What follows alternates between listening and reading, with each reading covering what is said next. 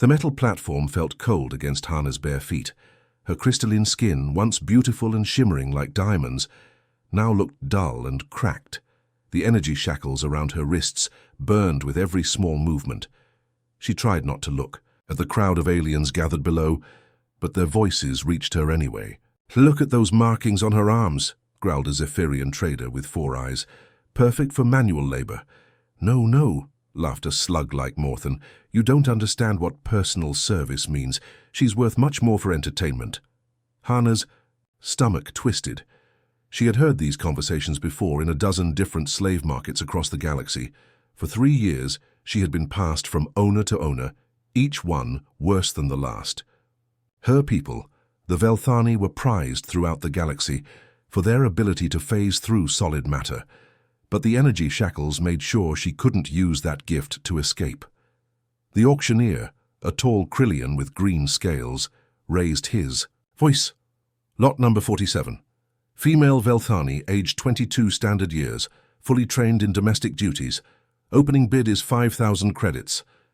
Hands shot up around the crowd. Hana closed her eyes and tried to disappear inside her own mind, the way she had learned to do when things got too painful to bear. 8,000, shouted the Morthen. 10,000. The Zephyrian wasn't giving up. The bidding war continued. Hana had seen this before. She would end up with whoever had the most credits and the worst intentions. That was how it always worked. Then a quiet voice spoke from the back of the crowd. 15,000. The crowd turned to look. A human stood there, wearing a simple brown jacket and dark pants. He looked ordinary compared to the other bidders. Humans were rare in this part of the galaxy, and most aliens considered them weak and primitive. 20,000. The Morthen was getting angry now. 25,000, the human said calmly. Hana opened her eyes. Something was different about this one. He wasn't looking at her the way the others did. There was no hunger in his eyes, no calculation about what he could make her do. Instead, he looked sad. The bidding continued, but the human matched every offer without hesitation. Finally, the other bidders gave up. They couldn't compete with someone who seemed to have unlimited credits. Sold to the human for 42,000 credits. The auctioneer banged his hammer. Hana's heart sank. A new master meant new rules to learn, new ways to avoid punishment. She had hoped that maybe this time would be different, but hope was a luxury she couldn't afford. The human walked up to the platform. His name was Jin Wu, she heard someone call him. He handed the credits to the auctioneer and approached her slowly, like she was a frightened animal. Instead of grabbing her chain like every other owner had done, Jin Wu knelt down and examined her shackles. His fingers worked quickly, and suddenly, the burning pain stopped. The energy shackles fell to the ground with a metallic clang. Hana stared at him in shock. No owner had ever removed her restraints immediately. Most kept them on for weeks to make sure she wouldn't try to escape. Jin Wu took off his brown jacket and held it out to her. "Here," he said softly. "You must be cold." She didn't move. This had to be a trick. Maybe he wanted her to think he was kind before showing his true nature. "You're safe now," Jin Wu whispered, his voice gentle. "I promise you no one will hurt you again." For the first time in 3 years, Hana felt something she had almost forgotten. It was small and fragile, but it was there. It was hope. The Morning Star wasn't like the ships Hana had been on before. It was clean but lived in, with small personal touches everywhere. Photos of smiling humans covered one wall, and someone had painted stars on the ceiling of the main corridor. It felt like a home, not a prison. Jin Wu led her to a small room with a real bed, not the metal floor she was used to sleeping on. "This is yours," he said, setting down a bag of clothes. "The bathroom is right across the hall. Are you hungry?" Hana stood in the doorway, afraid to enter. Every instinct screamed that this was a trap. Owners didn't give slaves private rooms. They didn't ask if they were hungry. They certainly didn't buy them new clothes. "I'll sleep on the floor," she whispered, not meeting his eyes. "The bed is more comfortable," Jin Wu said gently. "But it's your choice." "Your choice." Those words hit her like a physical blow. No one had ever said that to her before. That first night, Hana sat in the corner of the room watching the door. She didn't touch the bed or the clothes. When Jinwoo brought her food, she ate only a few bites, convinced it might be drugged or poisoned. Every kindness felt like a setup for something worse. The next morning she met Minna. Jinwoo's sister was small and energetic, with grease stains on her work clothes and a bright smile that seemed impossible to fake. "You must be Hana," Minna said cheerfully. "Welcome to our crazy little ship. I hope my brother isn't being too boring. He tends to overthink everything." Hana didn't know how to respond. In her experience, family members of owners were often worse than the owners themselves. They felt they had to prove how tough they were, but Minna just kept talking as she worked on some machinery. "I'm trying to fix this stupid navigation computer. It keeps giving us directions to a planet that doesn't exist anymore. Technology is supposed to make life easier, right? Sometimes I think we were better off with paper maps."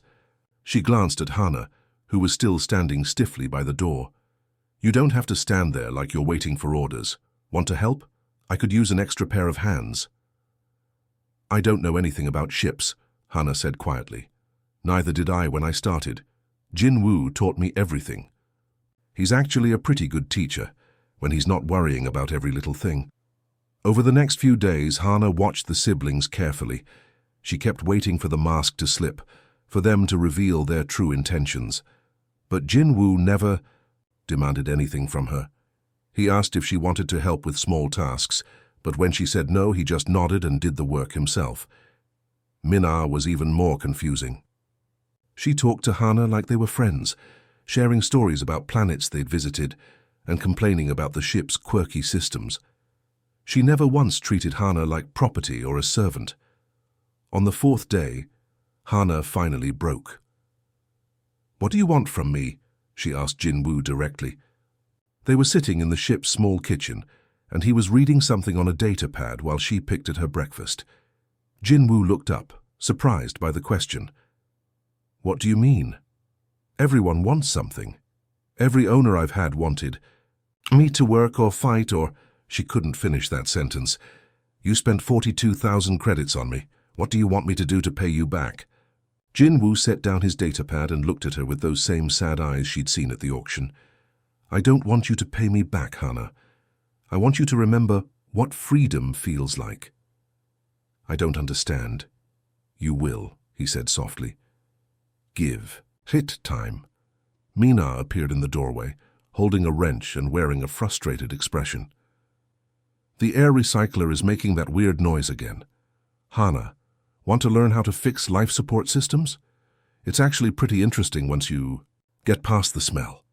For the first time in years, Hana found herself almost smiling. Maybe, just maybe, these humans were different from everyone else in the galaxy.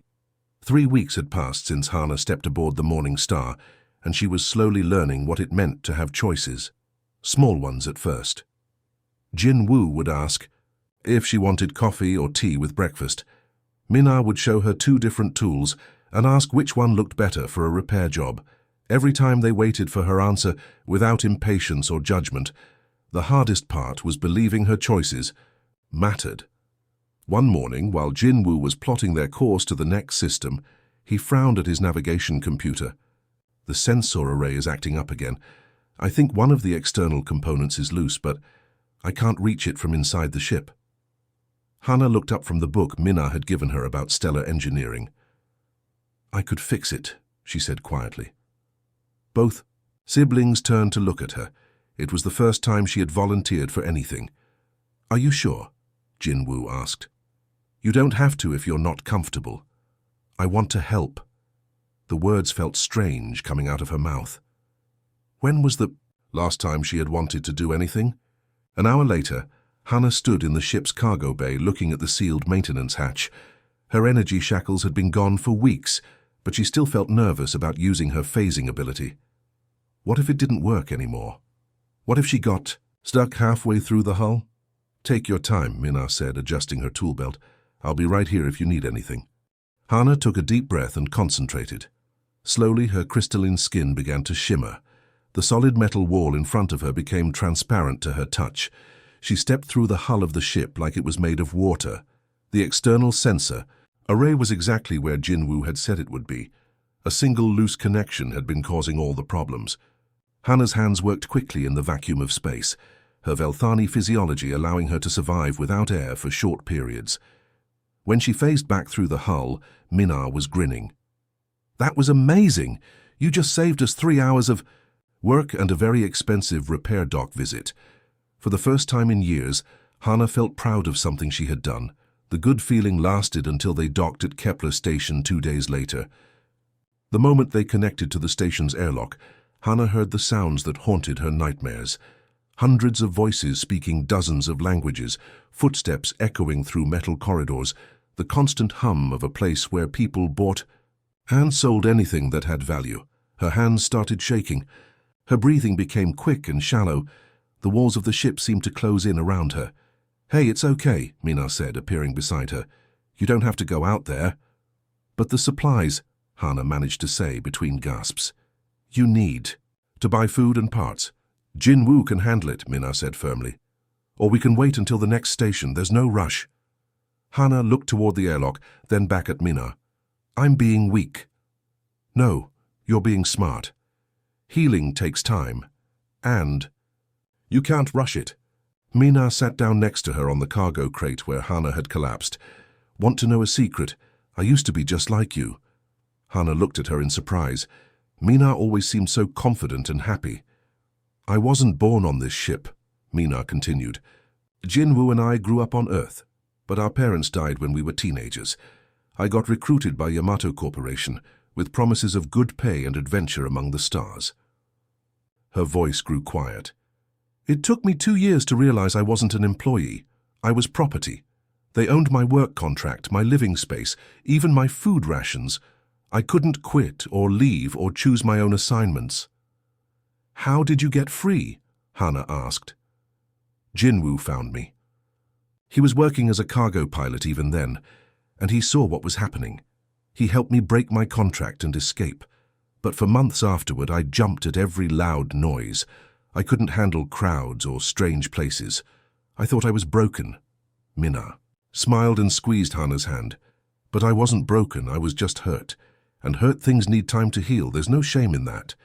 Through the ship's small windows, Hannah could see Jin Woo walking back from the station with bags of supplies. He moved carefully through the crowd, always aware of his surroundings. When he reached the ship, he didn't ask why Hannah hadn't come with him. He just smiled and asked if she wanted to help organize the new inventory. That night, as Hannah lay in her bed listening to the gentle hum of the ship's engines, she realized something had changed. For the first time since her capture, she wasn't counting the days until her next sale or transfer. She was looking forward to tomorrow.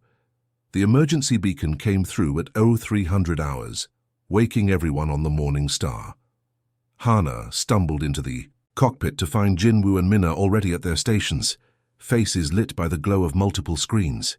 "It's a Velthani ship," Minna said, her fingers flying over the sensor controls. "The New Hope. They're broadcasting on an old emergency frequency." Hannah's blood went cold. She recognized that ship name. The New Hope was one of the refugee vessels that had escaped when their home colony was destroyed. Hundreds of Velthani families had been aboard, looking for a new place to call home. "They're under attack," Jinwoo said grimly, studying the tactical display. 3 ships, heavy weapons. The refugee ship doesn't stand a chance. On the main screen, Hannah could see the battle unfolding. The New Hope was a converted cargo hauler, never meant for combat. Its shields flickered weakly as enemy fire pounded its hull. Small escape pods were already launching, scattered like seeds in the darkness of space. Then she saw the attacking ships and her heart stopped. "Those are Corvani raiders," she whispered. "I know those ships." Jinwoo turned to look at her. "You recognize them?" Hannah nodded, unable to speak. She knew those blood-red hulls with their jagged markings. Captain Vex had owned her for 8 months, the longest and worst period of her captivity. His crew specialized in capturing Velthani because of their valuable phasing abilities. "They're slavers," she finally managed to say. "They'll take everyone alive. Men, women, children. It doesn't matter to them." Mina was already plotting an intercept course. "We can reach them in 20 minutes if we push the engines." "No," the word tore out of Hannah's throat. "We have to run. If they see us, if they recognize me."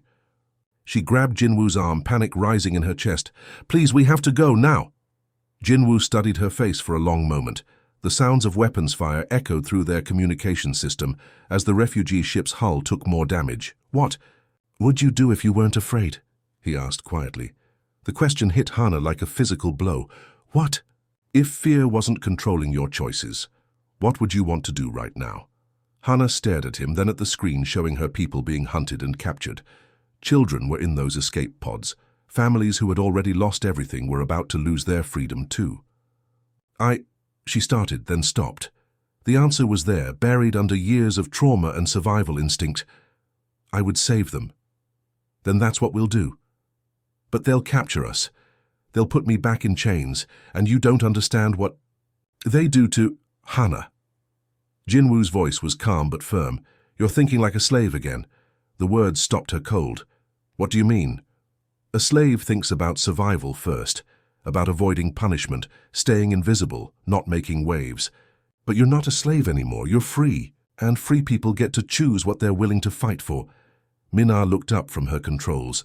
"The refugee ship's shields just failed. We're running out of time." Hana closed her eyes and tried to imagine what her life would be like if she had never been captured. If she had grown up free on her homeworld, what kind of person would she be? Would that person run away while children were being hunted? When she opened her eyes, something had changed. The fear was still there, but it was no longer in control. "I can phase through their hull," she said, her voice steadier now. "If we can get close enough, I can disable their engines from the inside." Jinwoo smiled. "Now you're thinking like a free person." "This is insane," Mina muttered, but she was already adjusting their approach vector. "We're going to take on 3 raider ships with a cargo hauler and a lot of hope." "The best kind of insane," Jinwoo replied, powering up their weapon systems. The Morning Star accelerated toward the battle. Hana felt something she hadn't experienced in years. It wasn't just anger at the slavers or sympathy for the refugees. It was something deeper and more powerful. It was the feeling of choosing to fight instead of choosing to hide, of deciding that some things were worth the risk. For the first time, since her capture, she wasn't just surviving, she was living.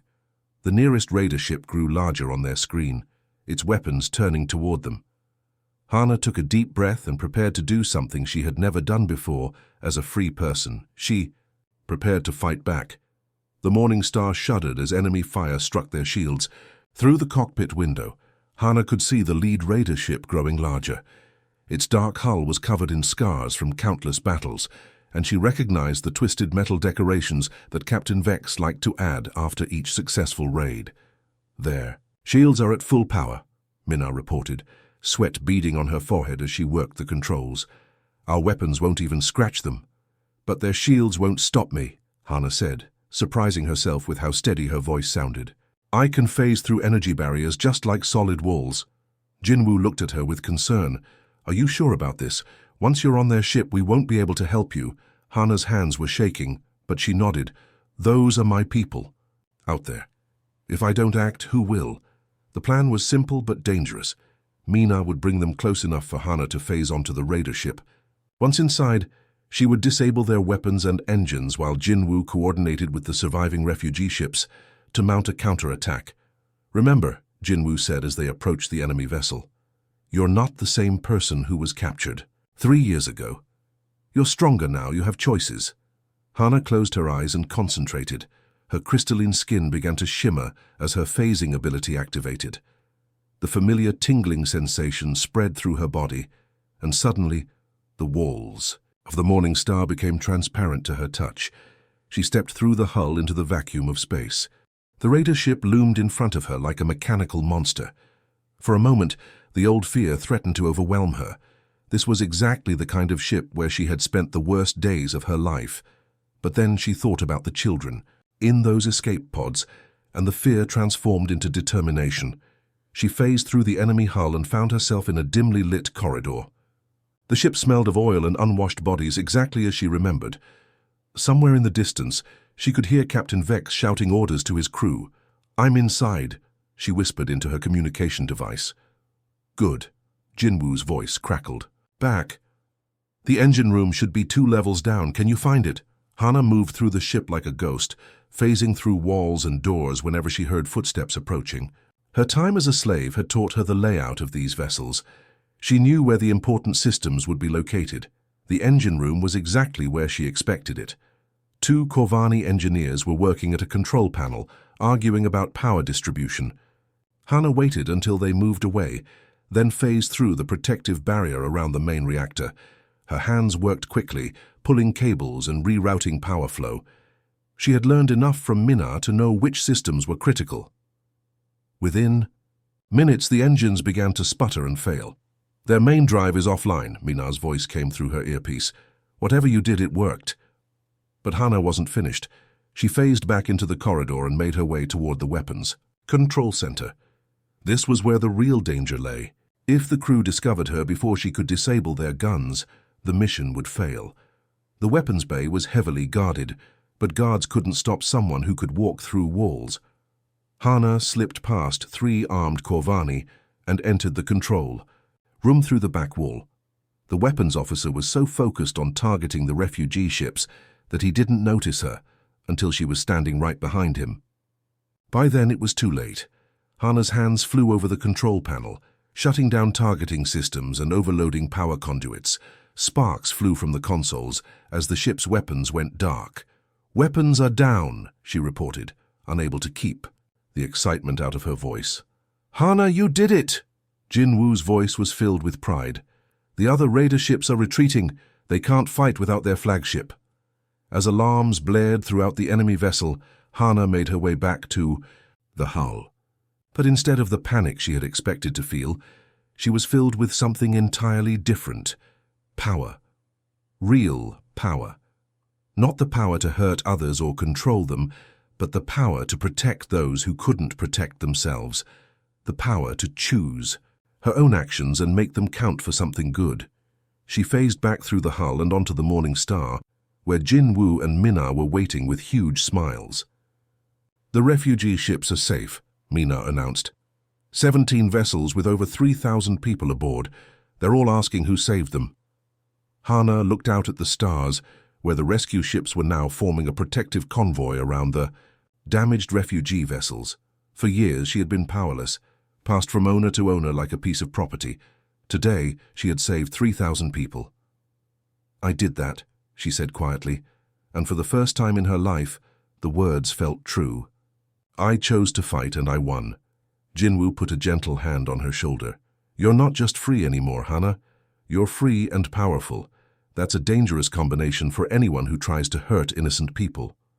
Looking at her reflection in the cockpit window, Hana saw someone she had never seen before. Not a slave, not a victim, but a person with the strength to change the world around her. And she was just getting started. 3 days after the rescue, the Morning Star had become a very different ship. What was once a quiet cargo vessel now buzzed with activity as dozens of rescued Velthani worked alongside Jinwoo and Mina to repair damaged systems and plan their next moves. Hana found the constant attention overwhelming. Everywhere she went, people stopped what they were doing to thank her. Children who had never seen her before called her the hero who saved us. Adults spoke her name with reverence, as if she were some kind of legend come to life. "I don't understand why they're treating me like this," she confided to Jinwoo as they watched a group of refugees converting the cargo bay into temporary living quarters. "I just did what anyone would have done." Jinwoo shook his head. "That's where you're wrong. Most people would have run. Most people would have chosen safety over risk. You chose to fight when you could have chosen to hide. But I was terrified. The entire time I almost didn't go through with it. Being brave doesn't mean not being scared," said a new voice behind them. "It means being scared and doing the right thing anyway." They turned to see Soo-jin approaching. She was a young human, woman with short black hair and burn scars on her arms. The refugees had found her in one of the raider ship's holding cells during the cleanup operations. "Soo-jin, right?" Hana asked. "I heard you were held captive for 2 years. Soo-jin nodded. "Vorthak mining operation. They used humans for dangerous work because we were cheaper to replace than their own people." She held up her scarred hands. "These are from handling radioactive ore without proper protection." Mina winced. "That's horrible. How did you end up on the raider ship?" The miners sold me when I got too sick to work effectively. Captain Vex bought me as spare labor. Sujin's voice was matter-of-fact, as if she were discussing the weather. I was scheduled to be sold again at the next port. Hana felt a familiar knot form in her stomach. I'm sorry. No one should have to go through that. Don't apologize, Sujin said firmly. You saved me. You saved all of us. That's what matters now. Over the following days, Sujin became a constant presence around Hana. Unlike the other refugees, who treated her like a hero, Sujin spoke to her like an equal. She understood things that the others couldn't, having lived through her own version of hell. They want you to be their leader, Sujin observed one evening as they sat in the ship's small observation deck, watching the stars stream by. I know, but I don't know how to be a leader. 6 months ago, I couldn't even choose what to eat for breakfast without permission. Sujin was quiet for a moment. Can I tell you something that took me a long time to understand? Hana nodded. Every day you survived as a slave, you were fighting back. Every time you refused to give up hope, even when hope seemed impossible, you were resisting. Every moment you stayed alive despite everything they did to break you, you were winning a small victory. It didn't feel like winning, it felt like barely existing. That's because you were looking at it wrong. You think resistance has to be dramatic, like what you did on the raider ship. But sometimes the most powerful act of resistance is simply refusing to die when someone wants you dead. Sujin pointed out the window at the refugee ships traveling alongside them. Every person out there is alive because they chose to keep fighting, even when fighting just meant surviving another day. That's not weakness, that's incredible strength. Hana thought about this. So you're saying survival itself is a form of rebellion? Exactly. And now that you've survived, now that you're free, you have the chance to turn that survival into something bigger. You can help others find their own strength. That night, Hana couldn't sleep. She walked through the ship, listening to the conversations happening in every corner.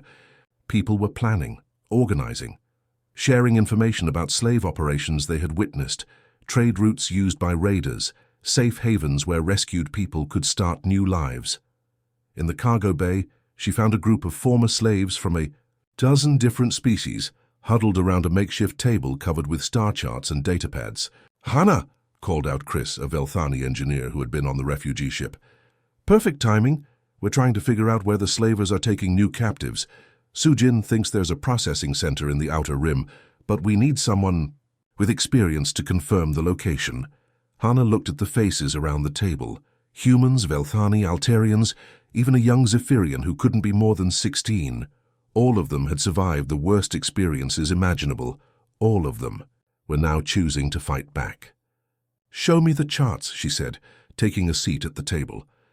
As the group worked late into the night planning their first real operation against the slave trade, Hana realized that Sujin had been right. Her survival had been the first step. Her rescue of the refugee ship had been the second. Now came the third step, turning a group of survivors into an unstoppable force for freedom. We're not just planning a rescue mission, she said as the meeting wound down. We're starting a revolution. The others nodded grimly. They had all paid the price of slavery. Now it was time to make sure others wouldn't have to. 6 months had changed everything. The Morning Star was no longer just a cargo ship traveling through space. It had become the heart of something much bigger, a network of rescued slaves, sympathetic traders, and rebel fighters all working together to strike back at the galaxy's slave trade. Hana stood in what used to be the ship's main cargo bay, now converted into a command center. Holographic displays showed star maps, shipping routes, and surveillance data from dozens of systems.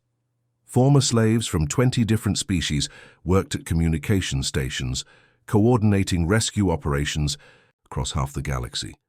Incoming transmission from the Free Wind, announced Yuki, a human woman who had joined them after escaping from a Krillian labor camp. Captain Park reports successful extraction of 43 prisoners from the Kepler station markets. Hana nodded, making notes on her datapad. Every successful rescue meant dozens of lives saved, but it also meant the slavers were getting more desperate and more dangerous. They had started increasing security, changing routes, and placing bounties on known rescue operatives. What's Other status on the Vega system investigation? She asked Sujin, who was now her second in command. Sujin's expression darkened. That's what I needed to talk to you about. Our spy network has confirmed something big. There's a processing facility in the Vega asteroid belt, not just a holding station, a full conversion center. Hana felt her blood turn cold. She knew what conversion centers were. They were the places where newly captured slaves were broken, down mentally and physically, prepared for sale to the highest bidders. The psychological conditioning that happened there was designed to destroy any hope of resistance or escape. How many prisoners? She asked quietly. Intelligence suggests over 800 people. Men, women, children from dozens of species. They've been collecting them for months. The command center had gone silent. Everyone understood what those numbers meant. 800 people being tortured and conditioned for a life of slavery. It was the largest facility any of them had ever encountered. Jin Woo appeared at her shoulder, having heard the conversation from his position at the logistics station. Hana, we can't take on something that big. Our entire fleet has maybe 200 fighters, and most of them are former slaves with minimal combat training. We have to try, she said, but her voice wavered. The old fears were creeping back. What if they failed? What if their rescue attempt just got more people killed? Mina joined the group, wiping grease from her hands with a rag. I've been monitoring their communications. The facility is scheduled for a major prisoner transfer in 3 days. After that, those 800 people will be scattered across the galaxy. We'll never find them all. 3 days. Hana closed her eyes and tried to think. Every successful rescue they had conducted so far had been against smaller targets. Single ships, small stations, temporary holding facilities. This was different. This was a fortress designed specifically to hold prisoners and break their spirits. I can't do this, she whispered, the words slipping out before she could stop them. The command center remained silent, but she could feel everyone looking at her. These people had followed her into danger dozens of times. They trusted her judgment, her courage, her ability to find a way when no way seemed possible. But standing here, facing the biggest challenge they had ever encountered, Hana felt like the terrified slave girl she used to be, the one who hid in corners and hoped no one would notice her, the one who survived by being invisible and compliant. Sujin stepped closer. What are you afraid of? Everything, Hana admitted. What if we're not strong enough? What if I make the wrong decision and get everyone killed? What if I freeze up when people are counting on me? Do you remember what you told me when I joined this crew? Sujin asked. You said that every day. We survived as slaves was an act of resistance. Every moment we refused to give up was a victory. Hana nodded. Well, now we have the chance to make sure 800 people don't have to spend years learning that lesson the hard way. We can give them their freedom now instead of making them fight for it one day at a time. Around the command center, former slaves were watching her with hope in their eyes. People who had trusted her with their lives, who had followed her out of slavery and into freedom. People who believed in her even when she didn't believe in herself. Hana took a deep breath and looked at the star map showing the Vega system. So all right, she said, her voice stronger now. Let's figure out how to save 800 people with a fleet we probably shouldn't have, and a plan that definitely won't work. Jin Woo smiled. Now that sounds like the Hana I know. As the command center erupted into activity, with people pulling up facility blueprints and calculating attack vectors, Hana realized something important. She wasn't the same person who had stood on that auction block a year ago. She was someone who chose to fight impossible battles because the alternative was letting innocent people suffer, and that was exactly who she needed to be. The Vega facility looked like a fortress carved from a massive asteroid. Its surface bristled with weapons and sensor arrays, while deep inside, 800 prisoners waited for rescue or death. Hana floated in space next to the morning star, watching their target through her helmet's display. Remember, we go in fast and hard, she said into her communicator. Jinwoo's team takes the docking bays. Sujin leads the assault on the guard stations. I'll phase through to the detention levels and start freeing prisoners. Be careful in there. Jinwoo's voice crackled through the comm. Something feels wrong about this whole setup. He was right to be worried.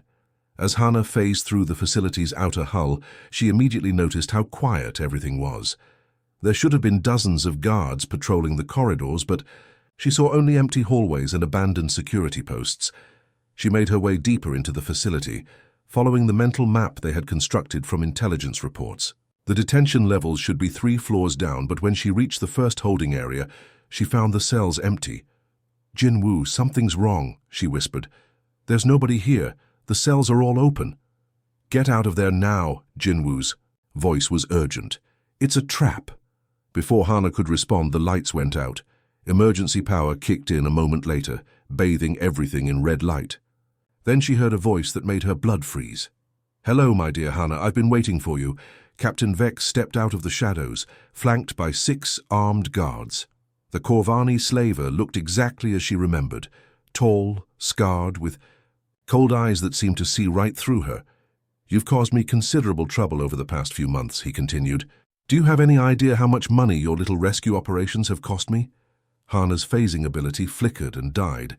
She looked down to see energy restraints materializing around her wrists and ankles, the same type of shackles that had held her for 3 years. "Neural inhibitors built into the walls," Vex explained with a cruel smile.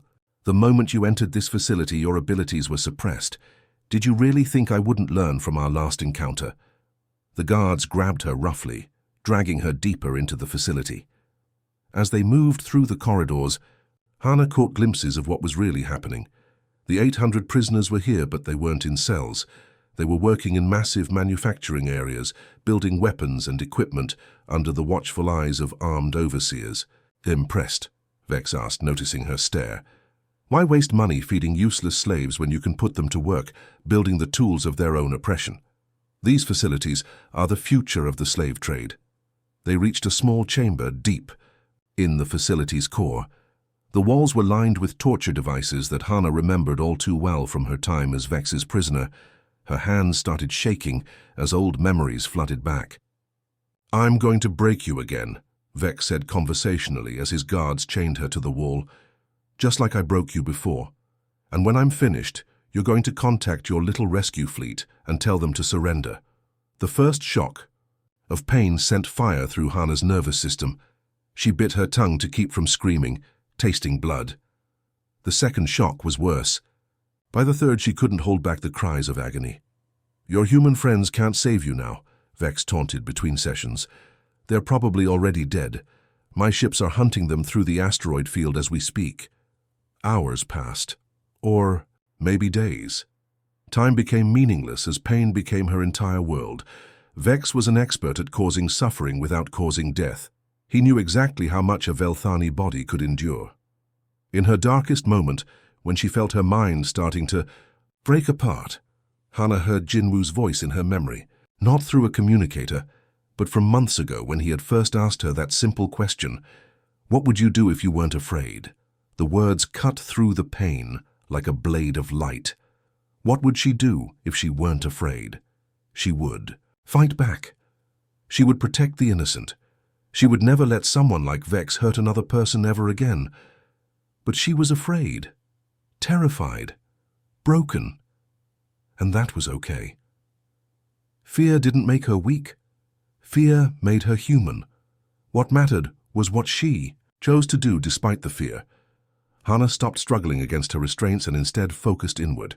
The neural inhibitors were blocking her phasing ability, but they couldn't block her determination. She had survived 3 years of slavery. She had saved thousands of people. She was not the helpless victim Vex thought she was.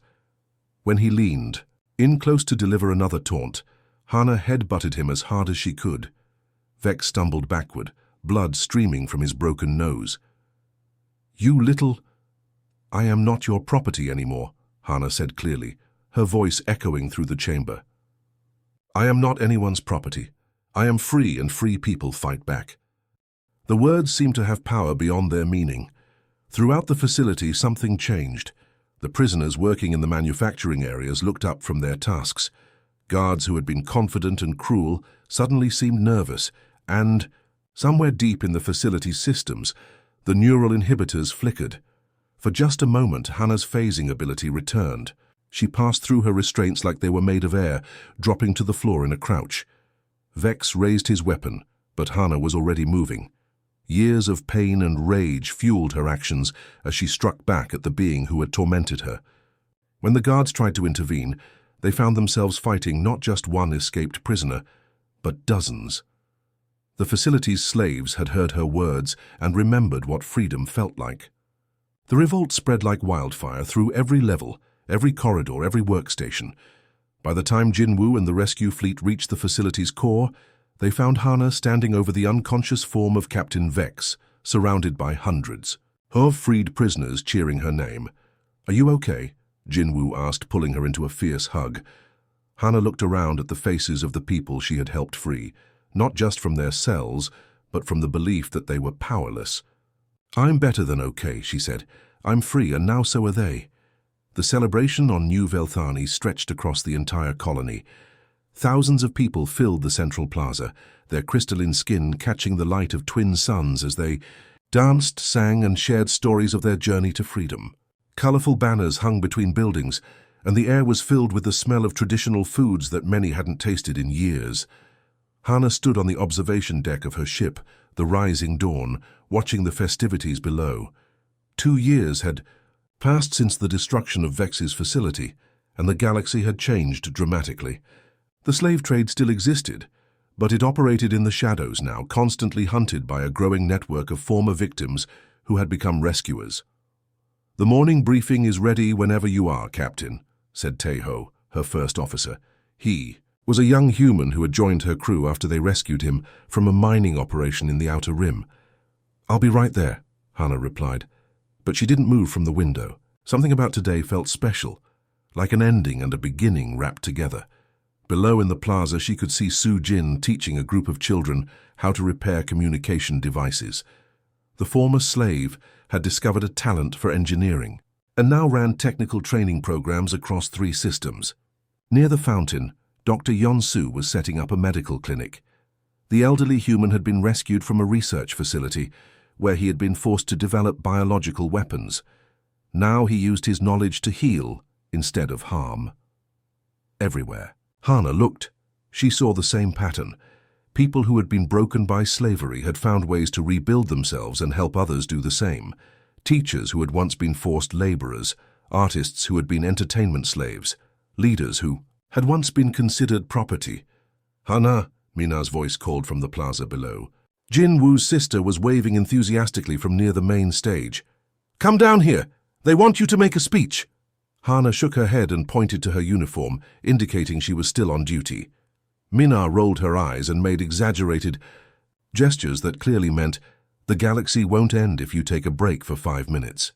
20 minutes later, Hana found herself standing on the stage, looking out at thousands of faces. Some were Velthani like herself, but many were humans, Altarians, Zephyrians, and dozens of other species. All of them had one thing in common: they had chosen freedom over fear. 2 years ago, many of you were prisoners, she began, her voice carrying clearly through the plaza's sound system. Today you are teachers, doctors, engineers, parents, and leaders. You have built something beautiful here. The crowd cheered, but Hana raised her hand for quiet. But I want you to remember something important. Your freedom didn't begin the day you were rescued. It began the moment you decided that you were worth saving. Every day you survived as a slave, you were keeping that spark of freedom alive inside yourself. A young Velthani girl near the front of the crowd raised her hand. She couldn't have been more than 12 years old, but her eyes held an old sadness that Hana recognized immediately. "Yes," Hana said, kneeling down to the girl's level. "My name is Minji," the girl said quietly. "I was rescued last month from a factory ship. Everyone says you're the bravest person in the galaxy, but I still feel scared all the time. How did you find your courage?" The question hit Hana harder than she expected. She saw herself in this girl's eyes. The confusion, the fear, the desperate hope that maybe things could be different. "Can I tell you a secret?" Hana said, loud enough for the crowd to hear. "I'm still scared sometimes too. Fear doesn't go away just because you're free. But a very wise human once taught me something important." She stood up and looked out at the crowd. finding Jinwoo's face among the thousands. He was standing with his sister, both of them smiling proudly.